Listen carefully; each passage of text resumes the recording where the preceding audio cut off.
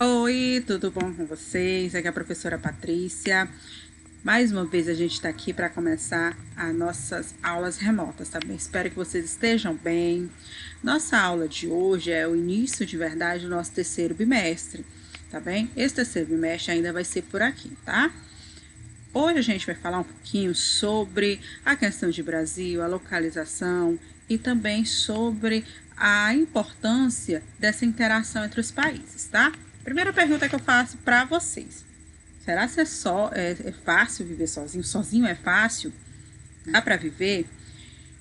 Eu acho que não, né? Por exemplo, eu tenho minhas filhas, eu tenho, ó, meus gatinhos, olha só como eles são lindos, ó. Cheira aqui é a Jade e aqui, ó, é o Chuvisco, meus dois gatinhos, tá? Então, eu tenho eles, tenho minhas filhas, tenho minha família, que ninguém vive sozinho. Da mesma forma que a gente não vive sozinho enquanto pessoas, os países também não vivem sozinhos. Não dá para um país ser sozinho. Então, vamos pensar sobre os países. Vamos primeiro identificar o Brasil no mapa, tá? Vamos identificar aqui o Brasil. Deixa eu pegar aqui o apontador. Pronto. Olha só, aqui é o Brasil. Aí eu pergunto a vocês, né? O Brasil tá sozinho aqui nesse mapa? Não, né? Vocês conseguem identificar os países vizinhos do Brasil? A gente tem o Paraguai, o Uruguai, a Argentina, Bolívia, Colômbia, Venezuela, Guiana, Suriname. Então, todos esses países aqui são vizinhos do Brasil. E assim, então, não dá para se viver sozinho. Todos eles, esses países aqui, eles acabam possuindo uma ligação, uma interligação, até no processo de interdependência entre eles, no processo de organização econômica. Percebam, ó, que aqui, esse ponto aqui, ó, daqui para cá, aqui a gente tem a América do Sul. Aqui a gente tem um pedacinho da América Central, Nicarágua, Guatemala, Cuba, Porto Rico, já fazem parte da Guatemala, tá? Então, o Brasil ele não está sozinho. Vou mostrar para vocês, tem vários países aqui que fazem parte da América do Sul e possuem ligações comerciais com o Brasil. Ainda seguindo dentro dessa questão dos países, a gente vai ter, por exemplo, um pouquinho de história dos países que compõem a América Latina. Vocês estão vendo aqui esse senhor aqui, o nome dele é Simão de Bolivar, tá? É sobre ele que a gente vai falar um pouquinho. Este aqui, ele é Simão de Bolivar, que viveu entre os séculos 18 e 19, em uma época em que a Espanha dominava a América.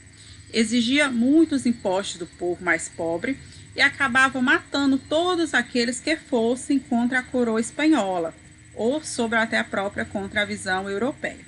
Com o tempo, então, Bolivar ele passou a acreditar que a influência dos países que não eram latino-americanos era um grande problema para o desenvolvimento dos povos nativos. Bolivar ele acreditava que só pela união dos povos e respeito pelas suas diferenças é que se poderia se desenvolver.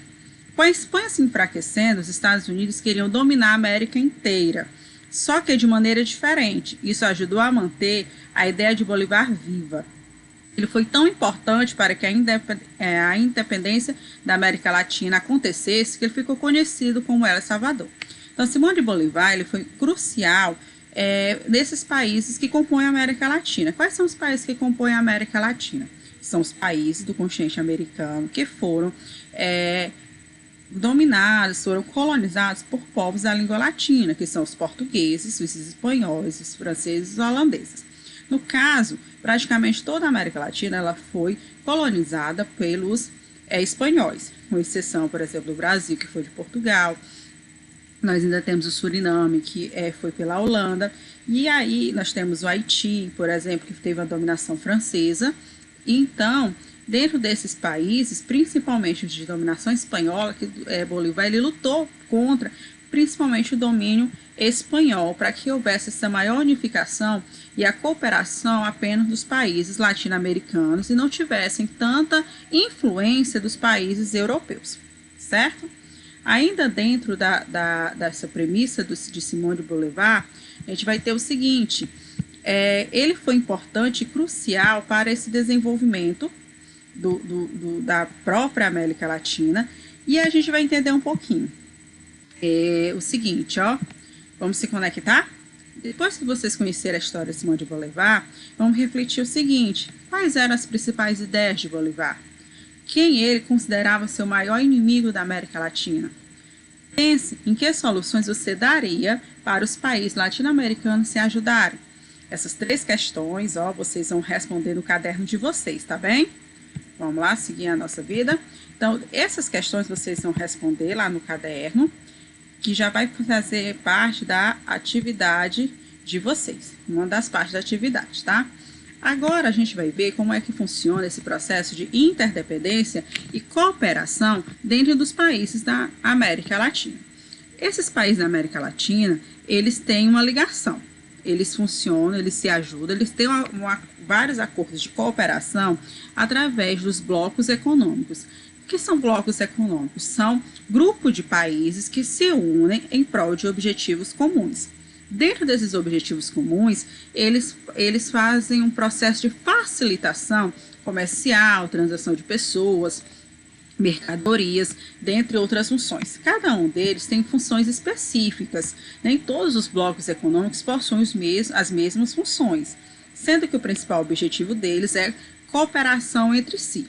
Dentro da América Latina, nós vamos ter a Unasul, o Mercosul, Comunidade Andina de Nações, o CAFTA, ALBA e o ALCA.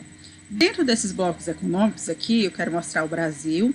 O Brasil ele faz parte, ó, do que é chamado Mercosul, juntamente com o Paraguai, Uruguai, Argentina, Venezuela e a Guiana, tá? Esses são os estados membros. Dentro do Mercosul, a gente tem também os estados associados, que são estados que eles não fazem parte diretamente, mas às vezes, dependendo do tipo de acordo, eles se beneficiam, que é no caso Colômbia, Equador, Bolívia, tá?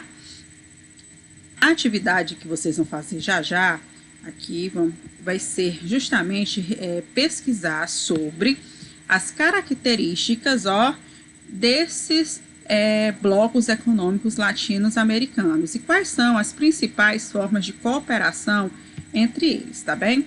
Essa atividade vocês irão realizar no GEP. Eu vou colocar ela mais específica na parte lá, anexo de atividades, para que vocês possam fazer, tá bem? Lá eu vou colocar escrita direitinho quais são os blocos econômicos que vocês irão pesquisar, ok? Então, ó, tchau, tchau.